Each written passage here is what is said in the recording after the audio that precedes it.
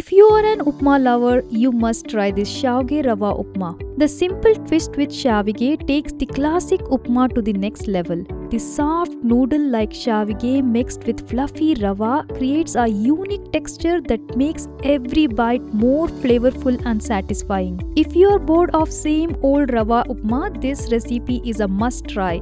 It's easy to make, delicious and perfect for breakfast or an evening snack. Hello everyone, welcome to HomePlateDelights. If you are new to this channel, please do subscribe and support the channel. Let's get started and make this delicious Shavige Rava Upma. Let's start by roasting the rava. Here I have taken 1 cup of rava. Into this I am adding a quarter cup of Shavige or Semiya, 1 tablespoon of oil.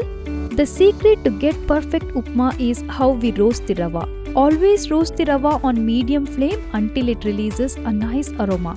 This step takes little time and patience, but this is where we get that soft fluffy upma every single time. The rava looks perfect. Let it cool down. Let's transfer this into a plate. Next to the same pan, add about 2 tablespoons of oil, quarter teaspoon of mustard seeds, 1 teaspoon of chana dal. Once the chana dal turns slightly crunchy, let's add 1 sliced onion. Fry it just until it turns transparent.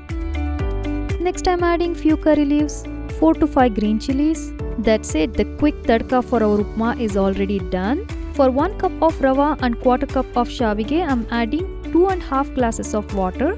Add salt as per your taste. 1 teaspoon of sugar, don't miss this. Close the lid and let it boil. The water has started to boil, now it's time to add the roasted Shavige and rava. To avoid forming lumps, keep continuously stirring it. This is very important to get the fluffy upma. Let's close the lid and cook it for a couple more minutes. Add quarter cup of freshly grated coconut, chopped coriander leaves.